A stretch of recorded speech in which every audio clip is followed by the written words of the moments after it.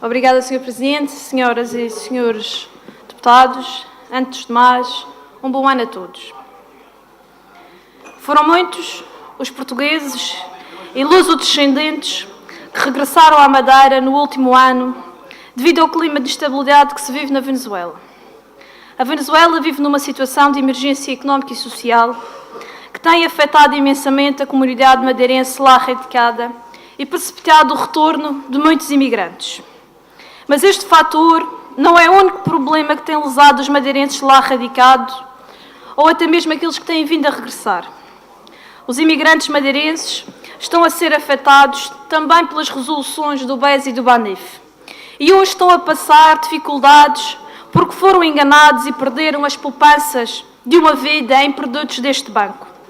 Produtos estes que convém lembrar que membros do Governo, altos dignatários desta Casa, do PSD, andaram a promover. O BANIF era considerado o Banco dos Madeirenses e promovido como tal, perante toda a nossa diáspora.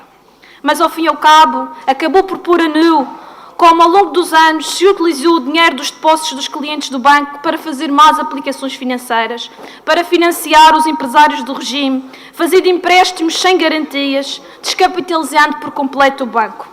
E em troca era vendido por estes altos dignatários do PSD como uma instituição que merecia toda a credibilidade e confiança dos madeirenses e da nossa diáspora. E no final de contas, qual será o desfecho deste saque que tem lesado seriamente os madeirenses? Será que vai ser, como o ex-vereador do PSD, Henrique Costa Neves, profetizou naquilo que identificou como um costume da Madeira? Ninguém é responsabilizado, ninguém é admitido, ninguém vai preso. Tem a palavra o Ministério Público e a Justiça do nosso país, se é que ela ainda existe. Muito obrigada.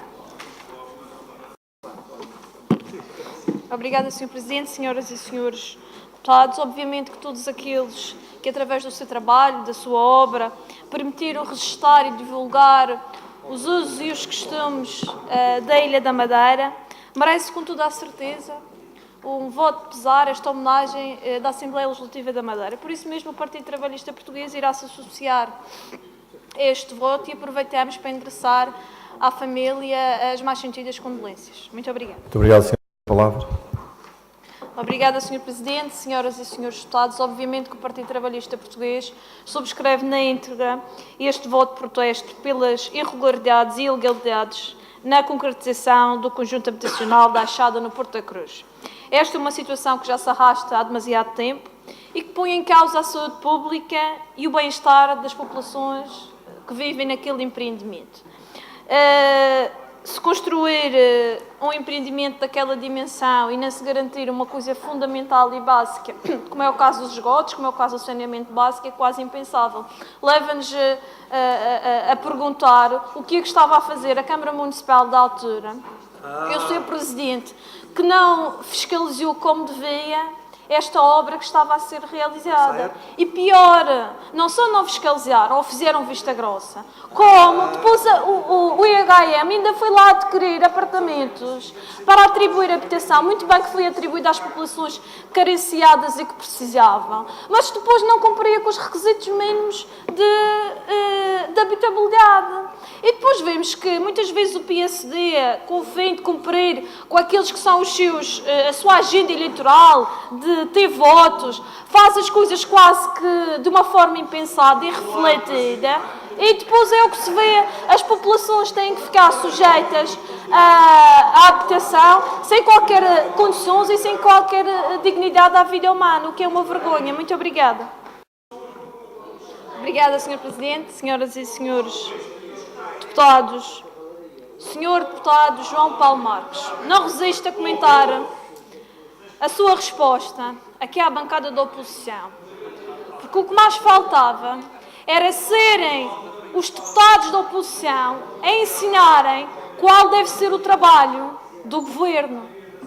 Nós trazemos aqui, o CDS neste caso particular, traz aqui uma recomendação sobre aquela que é uma situação dramática e que urge resolver na nossa sociedade. Ao contrário daquilo que tem sido veiculado e até foi empolado pelo nosso Presidente do Governo Regional relativamente às altas problemáticas, não acredito que as famílias abandonem os nossos idosos de uma forma deliberadas nos nossos hospitais. São, sim, casos pontuais. Eu acredito, sim, que a maior parte das famílias não vão buscar os idosos após receberem alta clínica por motivos sociais, por motivos financeiros, por falta de tempo, por distância, porque muitas vezes os idosos não vivem na mesma casa, não vivem na mesma cidade, e isso complica naturalmente a situação. O senhor deputado do PSD há pouco evocava a necessidade e a importância de se garantir dignidade à vida humana e que muitas vezes os lares de idosos não conferem essa dignidade. O problema é como é que as famílias vão prestar assistência aos seus idosos e às necessidades que eles carecem no seu final de vida, se depois têm reformas e pensões miseráveis.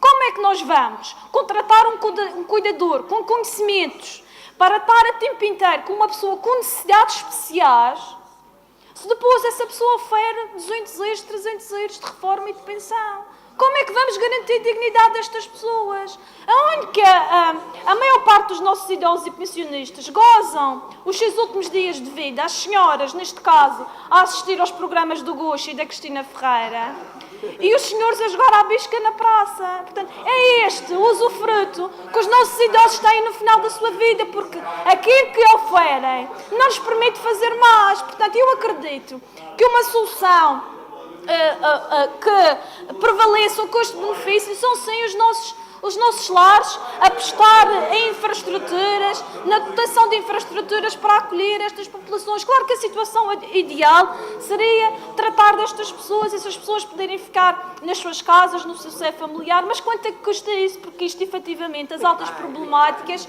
é uma questão de financiamento, é uma questão de dinheiro. As escolhas do PSD ao longo dos anos não foram feitas no sentido de garantir o melhor planeamento. Não, senhora deputada, que conclua. Quando quiser falar, inscreva-se, tem tempo suficiente para defender o PSD. Acho bem que o faço. Mas agora permita-me que faça a minha intervenção e que dê o meu ponto de vista, o ponto de vista do meu partido. Já escolheu o seu tempo. Já escutei. Está bem, muito obrigada. Obrigado, senhora deputada.